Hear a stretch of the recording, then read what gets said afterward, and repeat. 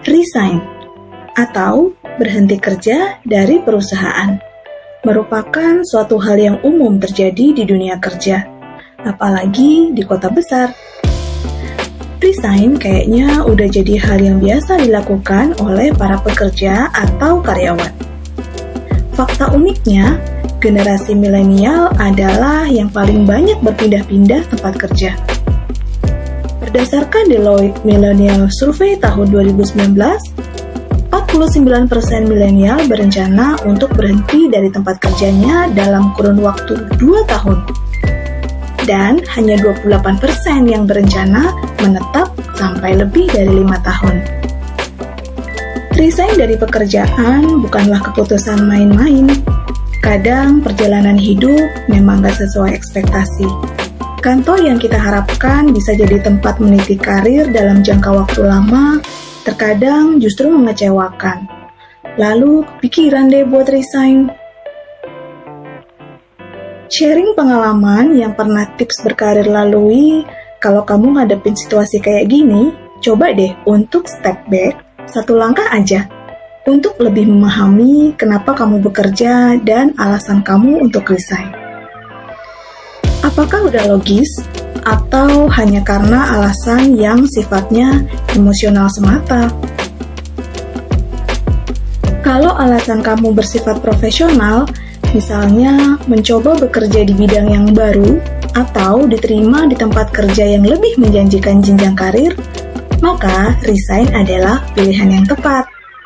Tapi kalau sahabat karir pengen kenaikan gaji, waktu kerja yang lebih fleksibel, atau hanya sekedar permasalahan dengan rekan kerja, maka mundur bukanlah pilihan yang harus diambil. Permasalahan itu bisa didiskusikan atau dinegosiasikan dengan atasan maupun manajemen. Namun, ketika langkah ini sudah kamu lakuin dan resign adalah pilihan terbaik, maka kamu perlu nyiapin beberapa hal. Lanjut simak ya sahabat karir. Persiapan yang pertama adalah dana darurat. Jangan sampai resign tanpa tabungan ataupun dana darurat. Idealnya, siapin tabungan untuk resign atau dana darurat ini paling enggak 5 bulan sebelum mengundurkan diri. Kenapa? Karena cari kerja bukanlah hal yang mudah dan pasti butuh waktu. Dana darurat dibutuhkan selama kamu mencari kerjaan baru. Terus gimana dong kalau ternyata sebelum resign udah diterima kerja, yang artinya udah punya kerjaan baru? Dana darurat tetap dibutuhin sahabat karir, bahkan di saat kamu sudah diterima di kantor yang baru. Karena bisa aja kamu butuh fasilitas tertentu untuk mempermudah kerjaan kamu yang baru.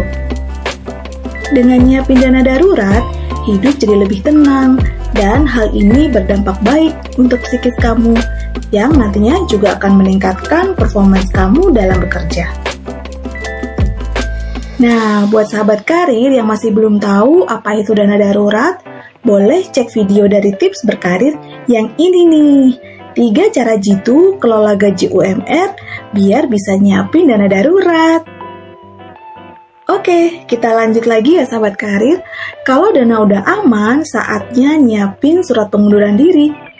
Surat pengunduran diri atau resignation letter adalah hal yang wajib ada di dalam persiapan kamu sebelum resign.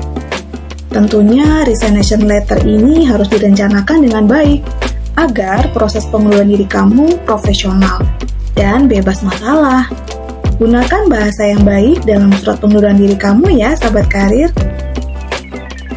Persiapan ketiga, kalau permohonan resign sudah disetujui, informasikan ke rekan kerja kalau kamu mau resign dan jaga profesionalitas kamu selama periode transisi ini ya.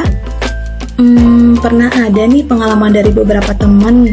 Kadang ketika seseorang keluar dari tempat kerjanya, dia akan mendapati atasan langsungnya atau rekan kerjanya bersikap menjauh, seolah mulai membatasi dari percakapan maupun aktivitas sosial.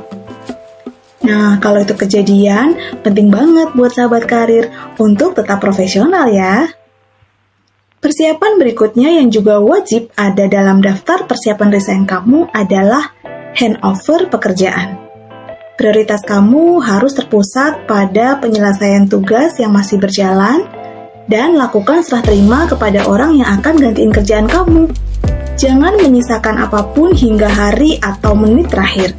Tinggalkan meja dengan bersih dan kerjaan yang tuntas. Selain menunjukkan empati kepada perusahaan, kamu juga akan meninggalkan kesan yang positif. Selanjutnya, kamu juga perlu menyiapkan diri untuk yang namanya exit interview.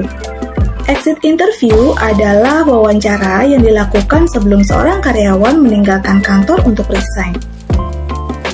Biasanya, hal ini dilakukan agar perusahaan bisa meningkatkan lingkungan kerja dan sistemnya, supaya pekerja lainnya bisa lebih nyaman bekerja. Dalam kesempatan ini, kamu bisa bantu perusahaan untuk lebih berkembang dan memberikan pendapat kamu secara jujur. Nah, yang terakhir, mintalah sekaligus berikan rekomendasi kepada rekan kerja.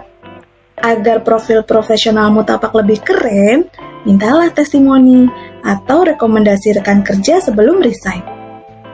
Menurut The Balance Career, ada baiknya jika kamu pun menulis opinimu tentang kinerja rekan kantormu juga. Kamu bisa gunakan platform LinkedIn untuk saling memberikan rekomendasi. Oke sahabat karir, itu tadi serba-serbi resign yang mungkin bisa membantu kamu yang lagi dalam proses ini.